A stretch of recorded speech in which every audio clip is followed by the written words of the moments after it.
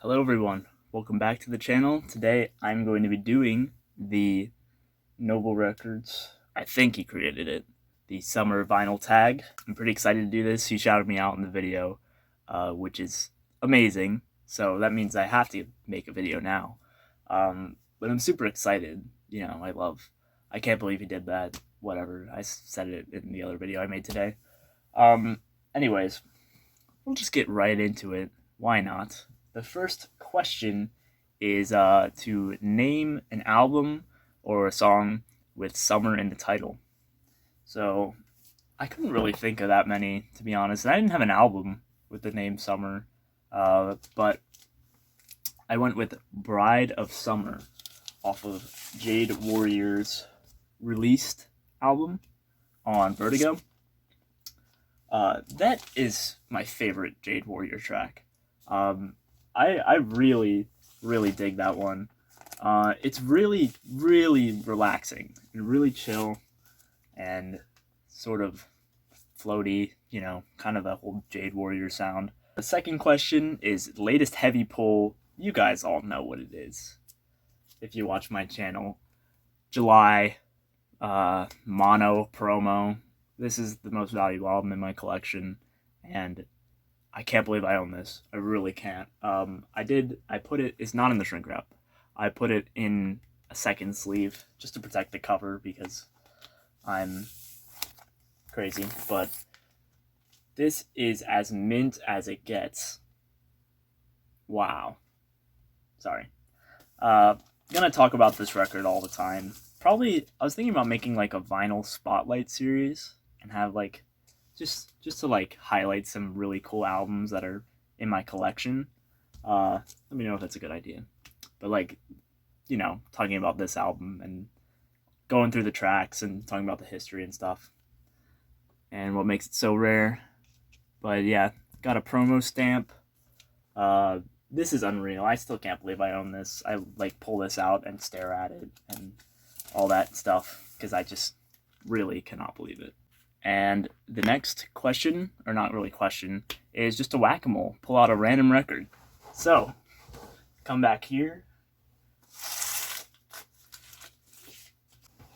A great one. Thank Christ for the Bomb by the Groundhogs. I absolutely love this record. The Groundhogs are like one of my favorite sort of off the radio, but still like kind of known groups, if that makes any sense. Very blues based. They have hard rock leanings, but yeah, I love this album. This is probably my favorite by them. This or Split. Everyone always gets so excited when I mention the Groundhogs because they're such a great group. I love them. They're wonderful. Love this album. The next sort of question was to show an album with an animal on the cover. So I went with this one. Fear Itself. Got a bunch of horses. Anyone hear that crackle when I open the gatefold? It's a crisp copy. Anyways, this is a great psychedelic bluesy rock sort of thing, fronted by Ellen McIlwain. She has a wonderful voice, and she can play a mean guitar. If you know her solo record, don't remember what it's called at the moment, but it's great. I love the solo record. You can get it for like $5. She has a couple, but this one very much crept up in price, probably around the $30-$40 range. But it's a really great one. If you want a more in-depth review, I know Psychedelic just made Acid Archives video on this, but yeah, a cool record. The next one was to show an album with a great story. So I'm not sure if I've told this story on my channel. I think I have, but I know people probably aren't familiar with it. This is Morrison Hotel by The Doors, and my story is about this specific copy. So basically, my mom was house sitting a very rich person's house back in, I would probably say it was the 70s, the late 70s maybe. And they had this record, and she's pretty hip, and she didn't have any Doors records, so she was like, well, I'm just gonna take it home and record it. and she took it from their house and then forgot to give it back. So basically, she kind of stole this record. I mean, not really stole it. She accidentally stole it. But it's a really clean original pressing of Morrison Hotel. And this was the first Doors album I ever heard because, I was gifted this record from her.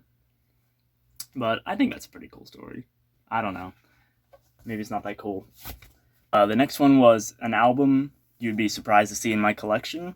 And this is one that I think anyone watching would be surprised. And I don't want to get any flack for it, so I better not hear it. 21 Pilots, Blurry Face. When I was, I would say, 11 or 12, I think this album might have just came out. I don't remember, but I listened to it so much. I listened to this every day for a while. It's got like their huge hits like Stressed Out and Ride, and pretty much every song on here is a huge hit. But yeah, I got this for Christmas, I think, on the first time, the day I got my record player, which was also on Christmas. But yeah, I mean, this is a cool like interactive cover, and this album is really good in my opinion.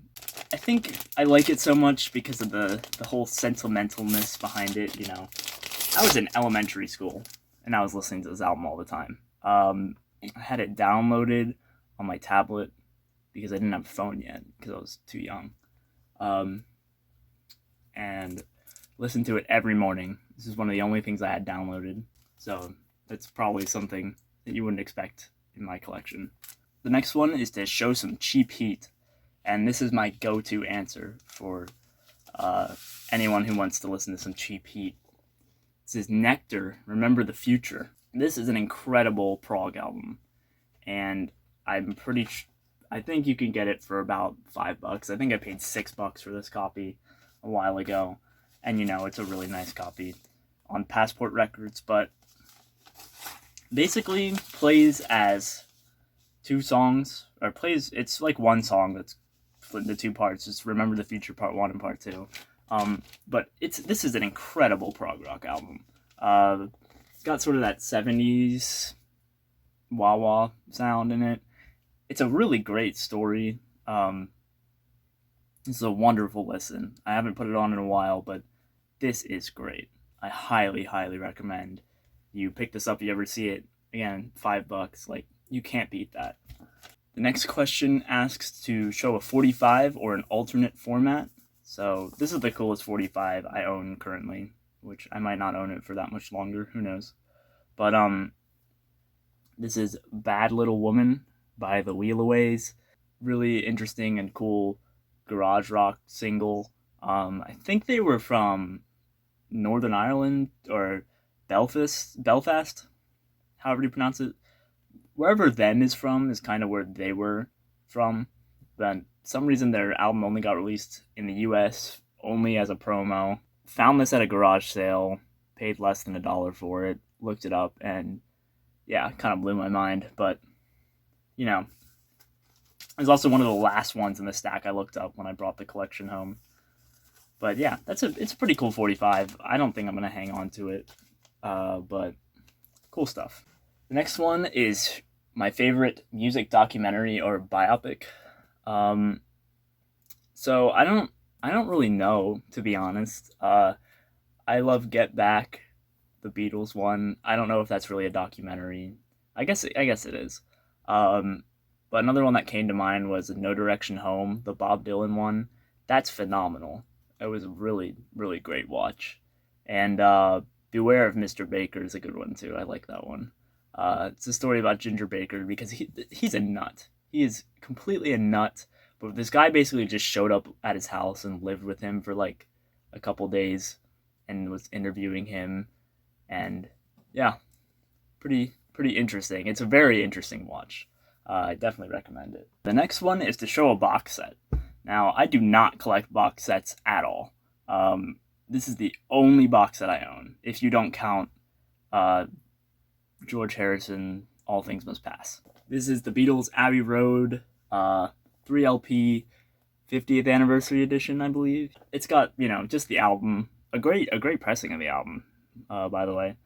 And it's got a booklet, and it's got uh, 2 extra albums of alternate tracks, which is a pretty good listen, pretty interesting. I haven't played it in so long, but yeah, got an alternate cover. I want to get an original UK of all of the Beatles albums, so that's my goal. But this one I'm definitely gonna keep forever. I mean, this is one of the first records I ever got, and it's a box set. It's the only box set I own. So there you go. The next one is to show the most trashed record in your collection, and I love this question. That's awesome. I have quite a few really destroyed records that I got for like, I don't know, $1, but they're like cool and rare and stuff. This is the Velvet Underground Nico. This is the cover I drew. It's got a banana that you can peel off. I went the whole 9 yards on this for some reason. I traced it. That's why it looks somewhat decent.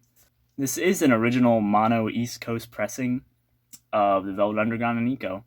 Got it for $2.50 inside of a Donovan Hurdy-Gurdy Man sleeve. If you look at the disc, completely torched. Really bad. You can play it. It plays through. It's not the most enjoyable listen. I kept my 2008 reissue around, of course, because that's going to be the one I play, but like, I just decided to hang onto this disc and make a cover for it, because why not?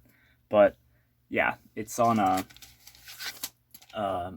this Christian album that someone used as packaging for a record I got in the mail. So I was like, yeah, I'll just use that sleeve, why not? And made my own little artwork to it. Hopefully Andy Warhol would approve. The next question was to show a local album, and he wanted it to be as local as it gets for you. So I think, for me, this might be as local as it gets. Most of you have probably not heard of it, which is why I would say that. The band Kix is from pretty close to me. And then the band The Hangmen is also very local to me. But those are probably ones that you might have heard of before. I'll definitely put up pictures of it. But this is one that you probably haven't. This is the Nighthawks. Jack and King's Full House. This is featuring some old blues guys. But this is a band that's like right from my area. I live in Maryland. They're from Silver Spring, I believe. So, 40 minutes down the road. My grandma lived there, so I've been in Silver Spring many times. Yeah, this is a pretty cool album. You gotta have some local stuff in your collection. I try to keep things that are sort of local to me, that I think are cool. And this is definitely a cool one. But my mom's seen the Nighthawks, and she's got their autograph. They played around here everywhere. Opened for every band that came by, and played at these little bars and stuff all the time. Pretty cool. It's cool that my mom's actually seen them live too. I don't think they're still together, but if you're from Maryland, you probably know the Nighthawks. This next one was to show an album from a faraway land, and honestly, I don't really have that many that go outside of the US and Europe and Canada and that kind of area, but I guess this one counts. I'm pretty sure it was recorded in Africa. This is Fela Ransom Kuti in the Africa 70 with Ginger Baker live. This is a fantastic album, and this pressing on Signpost, I think it's first US pressing, I don't know, sounds incredible. Fela Kuti is amazing. I love Fela Kuti, and I love African music. I just don't have that much of it in my collection because it's pretty hard to get. But this is it's kind of funky, all the great stuff. I think he's from Nigeria, which is pretty far away from me. I guess I have some bands from Australia in my collection, but felt like cheating again. Whatever. He showed one from Indonesia, which I'm Indonesian actually. I have a lot of family in Indonesia. So I've been looking for Those Shocking Days, that comp. I'd love to get that comp. It's Indonesian hard rock, like really cool stuff. But yeah, this is from a faraway place, I'd say, and a great album too. The next one is to show a soundtrack. So this is my go-to soundtrack to show. The Trip, a great one. Psychedelic soundtrack, obviously. This is done by the band The Electric Flag, Chad and Mike Bloomfield, and Buddy Miles, I think. Oh gosh. Oh yeah, Buddy Miles. And Harvey Brooks on this too. So killer band. This is a very interesting album. It's got like advertisements in it because like it's for a movie. So like it's weird, but like not in the psych way weird. It's like weird in the weird way. And weird in the psych way. It's got some good psych jams on here. This is in Richard Morton Jack or something on the cover. I don't remember. But yeah, a good soundtrack, interesting album, pretty cool. Yeah. The next question is to show your highest recommendation. This is a really hard one to think of. But this is one I've talked about it before, and it's just killer. This is one of the best psychedelic albums ever, in my opinion. This is Tomorrow by Tomorrow, featuring Twink as the drummer and Steve Howe over here from Yes. This is fantastic British psychedelia. That's my genre, is the British psych. I love that stuff to death. That's my go-to listen all the time. I'll always enjoy it. This is a very cool 2015 record store day, I think. Splattered vinyl.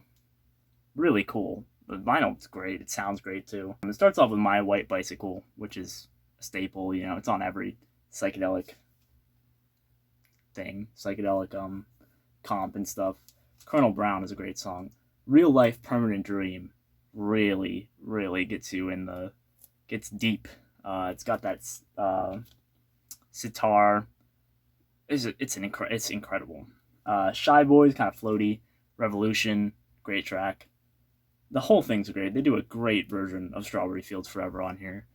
It's wonderful. Like I really enjoy listening to their version of Strawberry Fields because it's like the Beatles one is like a complete masterpiece of recording using like this technology and all this stuff. Like it's insane how much went into recording Strawberry Fields Forever, especially at that time. It's like mind blowing. But this one is like a band playing it in a club, which is awesome. It like works so well, still like that. That's how you know it's a great song. If you can sing it acoustically or any way that's not just the original, you know, it's a great song. I love this band. I wish they got the success they deserved. And I'm on the lookout for a US copy. I'd love to get one. And the next one is the highest on your want list. So I have my list pretty much written down. I have it written down somewhere. So definitely Pink Moon by Nick Drake. I stream that all the time. I don't have a reissue. For some reason, I'm holding out for an original. I don't know why, because I don't know how I'm going to find one or an earlier reissue. You know, I'll probably fold and get a reissue one of these days. But definitely the highest record on my want list. Arzachel by Arzachel. Very high up for me. Again, I really want an original. Supernatural Fairy Tales by Art is super high on my want list too. I really would love a copy of that.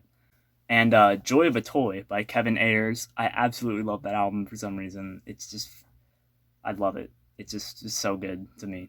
But yeah, those are probably my top 3 or 4 most wanted records at the moment. And hopefully we'll find that. But I've scratched quite a few off my list this year, which I'm really excited about. And the next one is to give a channel shout out. So, of course, I always talk about my friend Yesterday's Trips, but I want to talk about a channel I've never talked about, but I planned on talking about because he's really close to 1,000 subs, and I know he passed it now. But his name is George Pryor, Vinyl Show and Tell. His channel is so good. He's such a nice, like, cheery guy. I love watching his videos. They're very relaxing.